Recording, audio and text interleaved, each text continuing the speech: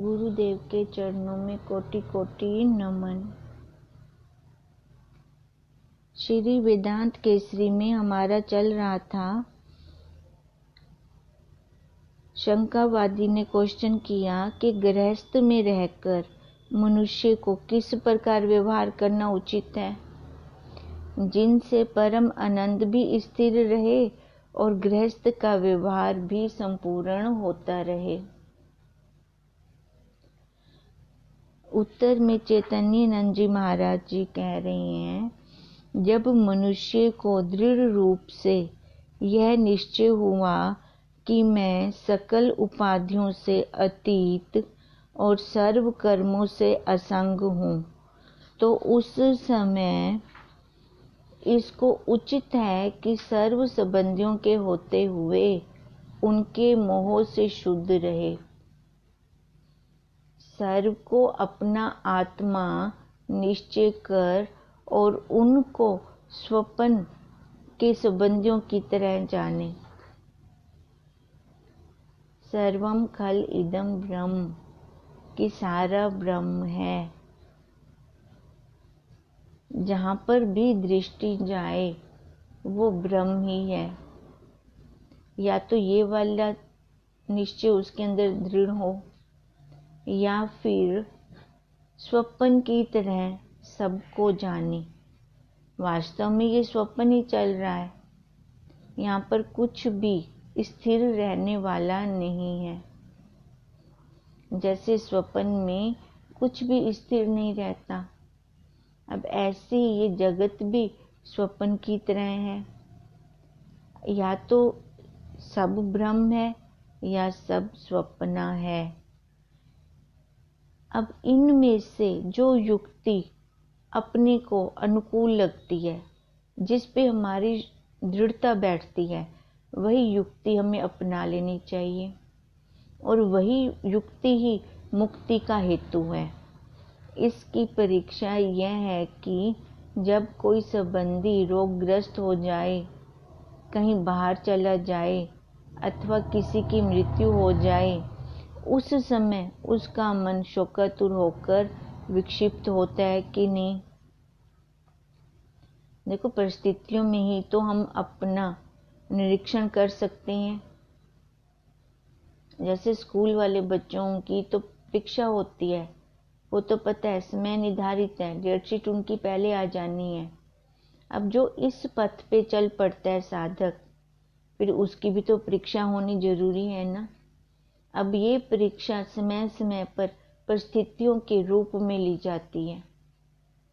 उस टाइम साधक अपना मूल्यांकन करता है, क्योंकि जो जिस पथ पर हम चल रहे हैं, ये पथ दूसरे को देखने का नहीं है, ये पथ अपने आप को देखने का है कि मैं कौन सी स्थिति पे रुका हुआ हूँ। अगर ये साधक अपने साथ ईमानदारी करेगा तभी वो आगे जा पाएगा, नहीं तो अगर धोखाधड़ी तो हो ही रही है तो उसका रिजल्ट भी हमारे सामने है कि ये 84 का चक्कर तभी तो चल रहा है, खत्म होने में ही नहीं आ रहा। अब इसलिए जो ये परिस्थितियां आती हैं तो यहाँ से हमें डरना नहीं चाहिए। तो हमारी परीक्षा ली जा रही है, उस टाइम यही भावना हमारे मन के अंदर आए और मैं इस परीक्षा में पूर्ण सफल होकर दिखाऊंगा, पूर्ण दृढ़ता के साथ मैं सफल होऊंगा।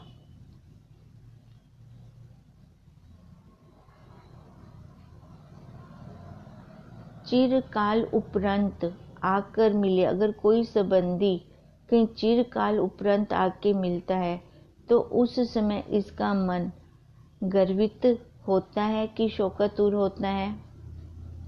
अब ये भी निरीक्षण करने वाला है।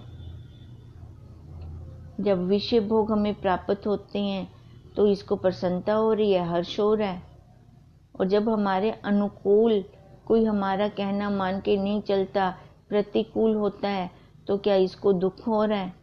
यहाँ से भी हम अपना निरीक्षण कर सकते हैं। जबकि हर्ष और शोक में तो ये कैसे रहना चाहिए, समान रहना चाहिए, समान स्थित रहे। चित्त को मोह से शुद्ध करने की यही युक्ति है। अपना निरीक्षण करते रहें कि हमें समता लग रही है कि नहीं लग रही। धन व अन्य पदार्थों की प्राप्ति में भी इसी कसौटी को रखें। अपने अनुकूल होता है फिर तो सभी को अच्छा लगता है। क्या प्रतिकूल होने के बाद भी वो व्यक्ति वैसे ही सम रहता है कि नहीं रहता, वो निरीक्षण की घड़ी है। जो कर्म समय अनुसार हो उनमें अपना संबंध ना माने, क्योंकि प्रारब्धवश इंद्रियों द्वारा स्वतः ही कर्म सिद्ध होते जाते हैं। कितनी टेंशन ले लेते हैं, बच्चों की शादी नहीं हो रही, शादी नहीं हो रही, शादी नहीं हो रही। अब टेंशन लेने से तो क्या उनकी शादी जल्दी हो जाएगी? पर होगी तो जब समय निर्धारित होगा उसी समय पर ही होनी है। अब जो काम के लिए समय निर्धारित किया है उस परमात्मा ने, वो काम उसी समय ही होना है। पर ये मनुष्य का मन ना चंचल है, वो कहता है अगर मैं कहता हूँ तो अभी हो जाए। पर वो नियामक भी तो बड़ा नियामक है, वो भी तो पावर रखता है। उस नियामक ने तो सारी सत्ता सांभ रखी है, बाहर ब्रह्मांड में भी और इधर पिंड में भी। वो अपनी प्रारब्धवश स्वतः हमारी रील खुलती जाएगी और हम देखते जाएंगे। इसी के अनुसार कर्म करने की इच्छा उत्पन्न होती भी है फिर। पर ये जीव को जल्दी लगी रहती है, जल्दी जल्दी हो जाए, जल्दी जल्दी हो जाए। जल्दी कैसे होगा? जो प्रारब्ध में लिखा गया है वो उसी समय ही हमारे सामने आना है। किसी भी कर्म को पूर्ण करने में 5 वस्तुओं की आवश्यकता होती है। प्रथम स्थूल शरीर चाहिए, द्वितीय सूक्ष्म शरीर चाहिए अथवा अंतःकरण, और तृतीय इंद्रियां चाहिए, और चौथी इंद्रियों के देवता भी चाहिए, और 5वीं प्रारब्ध मतलब जीव। इन 5 में से कोई भी नहीं है। कौन? वो साक्षी। उसकी ना तो कोई शरीर है, स्थूल सूक्ष्म कारण तीनों शरीरों से न्यारा है, और उसकी ना कोई इंद्रिय है। जब इंद्रियां नहीं है तो उसके देवता भी नहीं होंगे, और ना ही उसकी प्रारब्ध है। देखो प्रारब्ध किसकी है? इस शरीर की, और इसे ही नहीं पता। कितनी बड़ी विचित्रता है ये। और बीच में जाकर ये जीव कैसे हस्तक्षेप कर रहा है। अब इसलिए कहते हैं वो साक्षी इन सब से असंग है। इससे इस जीव को कर्मों से क्या संबंध है? अब कर्म किसके हो रहे हैं? शरीर के। जब उसको ही नहीं पता तो फिर दुखी सुखी रोना चिल्लाना राग द्वेष क्यों? इसका तात्पर्य यही है कि शुभ कर्मों द्वारा इसके हृदय में राग उत्पन्न होकर धर्म का संकल्प ना हो, और अशुभ कर्मों से इसके हृदय में द्वेष उत्पन्न होकर अधर्म का चिंतन ना हो। शुभ करता है तो राग नहीं होना चाहिए, और अगर अशुभ हो रहा है तो उसका चिंतन नहीं होना चाहिए बार बार। किंतु इन दोनों कर्मों के होते ही राग व द्वेष से अतीत होकर अपने निज स्वरूप में स्थित रहें। अच्छा भी ये इंद्रियां कर रही हैं, बुरा भी यही इंद्रियां कर रही हैं, मैं तो इनसे असंग, इनको देखने वाला हूँ। अगर हम देखने वाले बन जाते हैं तो कर्मों का लेश मात्र भी टच नहीं होता। इसलिए युद्ध के मैदान में कृष्ण जी अर्जुन जी को यही उपदेश दे रही हैं, मोह को त्याग।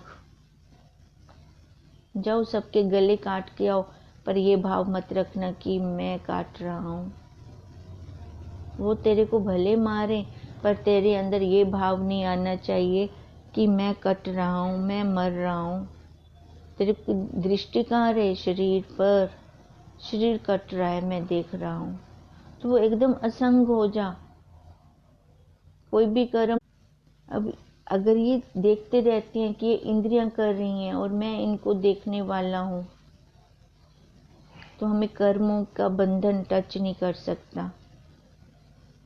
ना शुभ कर्म, ना पाप कर्म।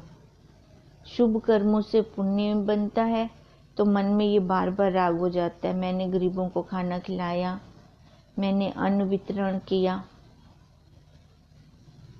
इससे धर्म का संकल्प और बढ़ने लगता है।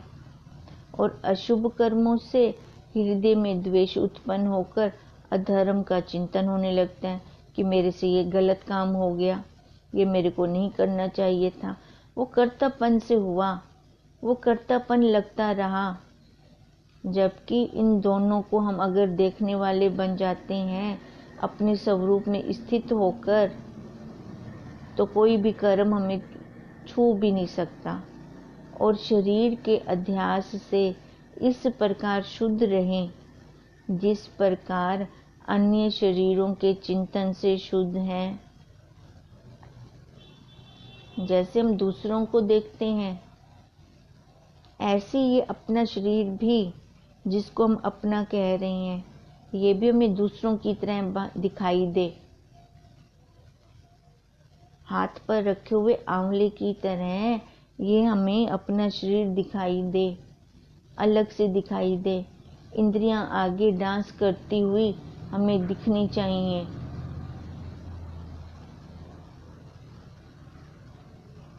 तभी इसका मोह छूटेगा इस शरीर का। और ये कब दिखना शुरू होगा? जब हमारा अभ्यास होगा, अभ्यास होगा और विचार होगा। विशेषकर शरीर और आत्मा का किसी प्रकार का संबंध हो ही नहीं सकता। ये दो किनारे हैं। अब ये दो किनारे आपस में कभी मिल ही नहीं सकते। जड़ और चेतन की गांठ तो कभी लग ही नहीं सकती।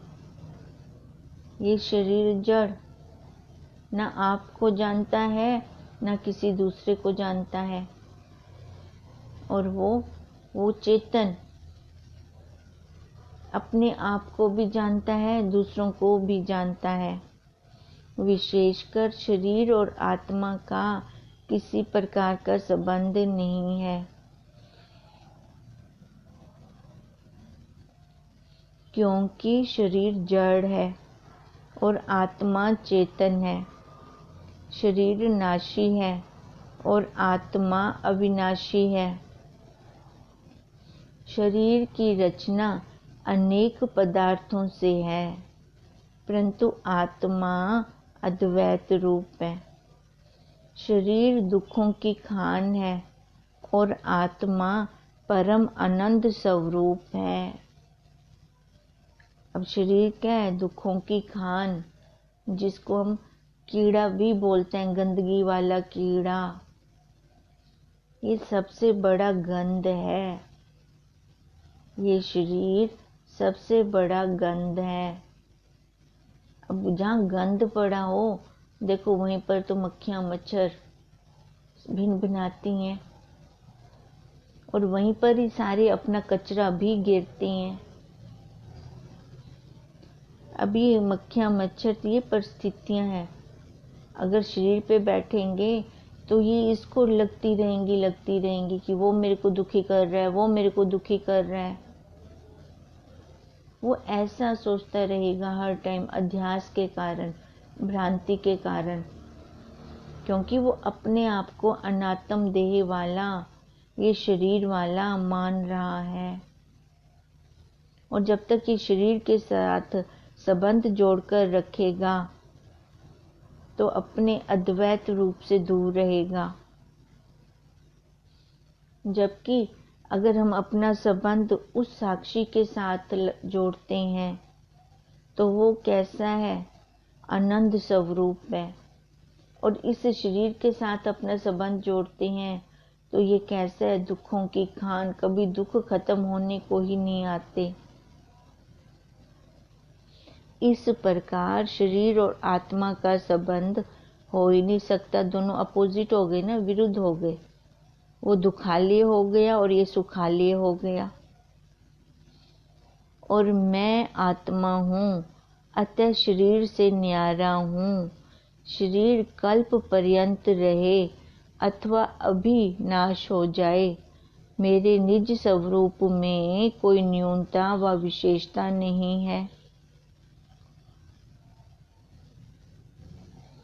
देखो फिर कैसी दृढ़ता रहती है। अगर हमें अपने स्वरूप में दृढ़ता है तो हमें शरीर की, देखो प्रारब्ध तो आएगी जो इस शरीर की बनी हुई है, चाहे वो अच्छी है चाहे बुरी है, वो इस शरीर की प्रारब्ध तो आएगी, वो भोगना ही पड़ेगा। पर अपने स्वरूप पर जब दृढ़ता होती है तो वो भोग, वो परिस्थिति हमें दुखदायक नहीं लगती। हम उसको देखने वाले बन जाते हैं। दोनों को देख रहा हूँ फिर मैं, चाहे अच्छी वाली परिस्थिति आ रही है, चाहे सुख आ रहा है, चाहे दुख आ रहा है, दोनों को देखने वाला हूँ।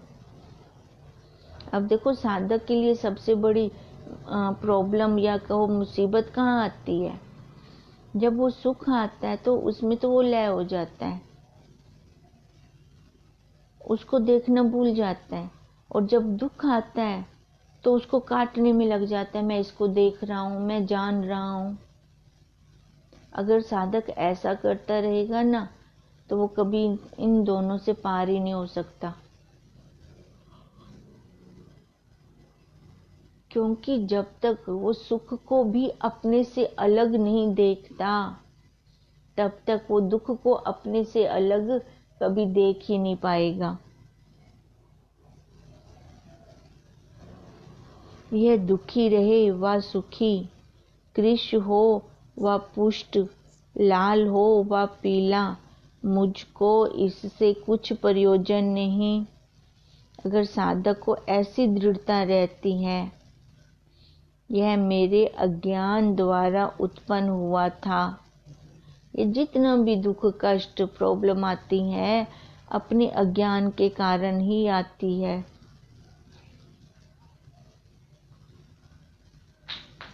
और वास्तव स्वरूप के ज्ञान से नाश भी हो जाती है।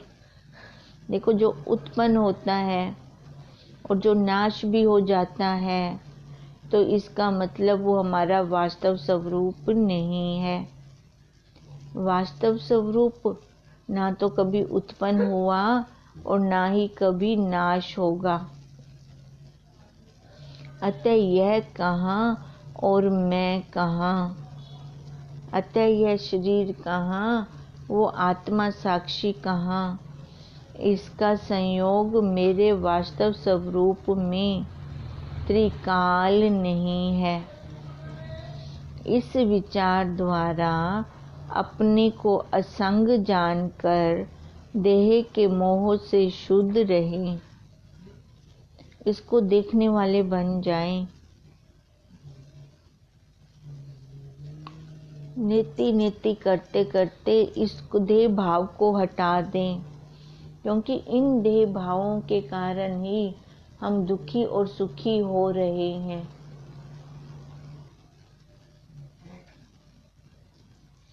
इस विचार द्वारा अपने को असंग जानकर देह के मोह से शुद्ध रहें। इसकी परीक्षा यह है कि शरीर के रोग और निरोग में अपने मन को साक्षी होकर देखें कि इन अवस्थाओं के होते हुए इसमें किसी प्रकार का राग द्वेष उत्पन्न हुआ या नहीं।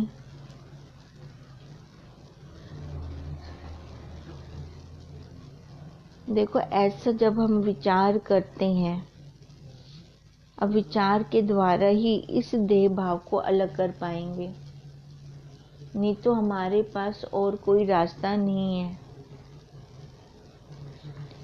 फिर इसको देखें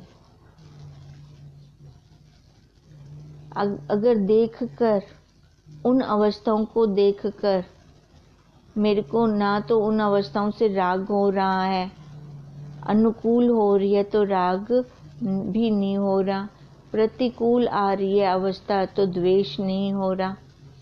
अगर दोनों को मैं देखने वाला बन जाता हूँ तो इसका मतलब मैं इनसे अपने आप को अलग देख रहा हूँ। ये जब देखेंगे तभी पता चलेगा अलग देख भी पा रहा हूँ कि नहीं। यदि हुआ है तो समझें कि मेरा मन अभी इतना परिपक्व नहीं। अगर अभी हम अलग से नहीं देख सकते, ये इच्छाएं वासनाएं ही आगे आ रही हैं। शरीर के मोह में बंधमान है, इसको अपने से अलग नहीं देख पा रहे, और जो शरीर का मोह है हमें बंधन में डाल रहा है। इसलिए उचित है कि पूर्व वर्णित आत्म विचार, मनन और निध्यासन को भली प्रकार अभ्यास में लाएं। देखो, जो पहले का वर्णित किया हुआ है आत्म विचार, पहले ये श्रवण करें, जीव और ब्रह्म की एकता वाले महावाक्यों का श्रवण करें। भेद वाले वाक्यों को छोड़ देना चाहिए, उनकी तरफ देखना ही नहीं चाहिए। अपने हृदय में ज्ञान को आदर दें, द्वैत को अलग कर दें। अगर श्रवण हमारे जीव और ब्रह्म की एकता वाला है, वही महावाक्य हम श्रवण कर रहे हैं, तो मनन उन्हीं महावाक्यों का बार बार अभ्यास और उन्हीं महावाक्यों पर दृढ़ता, वो मनन कहलाती है। और निधि आसन, एक पर दृढ़तापूर्वक आसन कर लें। ये अनात्माकार वृत्ति को जो बाधक है, हमारी वृत्ति का, महावाक्य रूपी वृत्ति का, प्रमा रूपी वृत्ति का जो बाधक है, उसका त्याग कर देना चाहिए। तभी हम अपनी मंजिल पर पहुंच सकेंगे।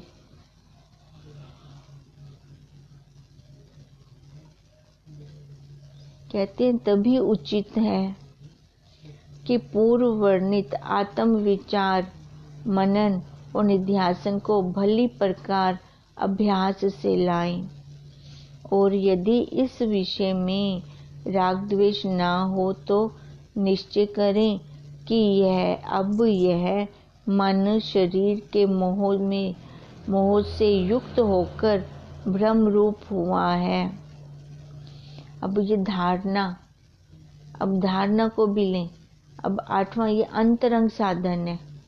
अब 8वां वो महावाक्य तत्वमसि का संशोधन कि मैं ही ब्रह्म हूँ।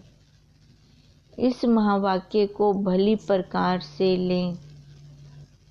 अपना आहार व्यवहार इस युक्ति से रखें जिससे उसकी संसारी पुरुषों की दीनता और चित्त में शोक सहन ना करना पड़े। अब ये जितनी दृढ़ता हमारी बढ़ती जाएगी, उतनी ये संसार के बंधन से ये जीव मुक्त होता जाएगा। साधारण आहार व साधारण वस्त्र से निर्वाह करने का स्वभाव बनाएं। जितना हो सके अपनी इच्छाओं को न्यून करें। संतोष व असंकोच द्वारा बर्ताव करें। जीविका निर्वाह के निमित्त कोई ऐसा व्यवहार ही करें जिससे चित्त की विक्षेपता और शोक ना हो। तथा सारा समय उसी में ही व्यतीत न हो जावे। अब व्यवहार करना है तो उतनी देर का करना है जितना हम टॉयलेट में समय लगा कर आते हैं, अपना काम फिनिश करते ही बाहर आ जाते हैं। अब जाएं संसार में व्यवहार करें, पर उतनी देर, ये ना हो कि वहाँ पर बैठे रहें। जीविका निर्वाह के निमित्त कोई ऐसा व्यवहार ही करें जिससे चित्त की विक्षेपता और शोक ना हो तथा सारा समय उसी में ही व्यतीत न हो जाए, संसार में न व्यतीत हो जाए। समय अनुसार व्यवहार सिद्ध करके फिर उससे उपराम हो जावें। देखो ये चक्र चलता रहेगा और इसी चक्र में से ही मेरे को पानी भरना है। हम कहें कि ये ठक ठक रुक जाए और मैं फिर पानी भरूंगा, तो ये पॉसिबल नहीं हो पाएगा। इस कार्य में जो लाभ अथवा हानि हो, उसकी चित्तवना को अपने स्वरूप में स्थान ना दें। इन दोनों अवस्थाओं में समचित रहें। धन के लाभ को प्रारब्ध पर छोड़कर जो बने उसी में आनंद रूप रहें। विषयी पुरुषों से प्रीति ना करें, क्योंकि संगति एक ऐसी प्रभावशाली वस्तु है जिनके संग से कोई विशेष रस हमारे स्वभाव में संयुक्त होकर स्वभावभूत हो जाए तो सारी आयु उस स्वभाव से मुक्ति नहीं होती। किसी विषय पदार्थ की ओर अपने मन को प्रवृत्त ना करें। अब यही हमें सिखा रहे हैं कि इनको सबको देखने वाला बन जाए, क्योंकि संसार में जितना भी है ये पदार्थ है। पदार्थ मैं नहीं हूँ, पदार्थ मेरे से अलग है और हर पदार्थ का कोई रूप भी है और कोई उनका आकार भी है और उनका गुण भी है, और मैं इनका साक्षी हूँ, मैं इनको देखने वाला हूँ। अब इसलिए कह रहे हैं कि अपने मन को किसी भी विषय में प्रवृत्त ना करें, जीवा का रस इतना अधिक ना करें कि रसदायक और स्वादिष्ट पदार्थों के बिना भोजन ही ग्रहण ना हो, किंतु केवल उदार पूर्ति का विचार सम्मुख रखकर जो पुरुष प्रारब्ध द्वारा प्राप्त हो उसी पर संतुष्ट और प्रसन्नचित्त रहें। अन्य पुरुषों से आदर और मीठे स्वभाव से बरतें, बिना प्रयोजन के किसी से व्यर्थ चर्चा व वार्ता ना करें, ना किसी की निंदा करें और ना किसी का श्रवण करें, क्योंकि उससे क्या होता है, निंदा करते हैं तो क्या करते हैं, जिसकी निंदा कर रहे हैं उसके पाप कर्म हम अपने में ले लेते हैं। अब बिना मतलब से हम उसके पाप के भागी बन रहे हैं। सर्व को अपना आप समझकर सुख दें या सबसे असंग रहें। अपने समय को इस प्रकार बांटें जिससे जगत का व्यवहार भी सिद्ध होता जावे और अपने गुरु के बिना किसी को अपना सच्चा मित्र ना समझें। किसी से उपहास ना करें, सबसे आदर व सम्मान सहित बरतें, सत्कार में लगाएं। अपने ग्राहकों धर्मशाला को की तरह जानें। अपने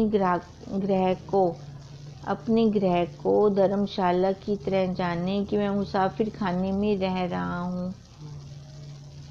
अपनी स्त्री, माता पिता, भाई बहन को मार्ग के साथी जानें। शरीर को कुछ श्वासों की व्यतीत करने के निमित्त छोटा सा स्थान समझें। किसी से क्रूर होकर बात ना करें। सदैव धैर्यवान, शांतिवान, प्रेमी, सत्यभाषी, मृदु स्वभावी, संतोषी और प्रसन्नचित्त रहें। नाश पदार्थों के निमित्त किसी से याचना ना करें।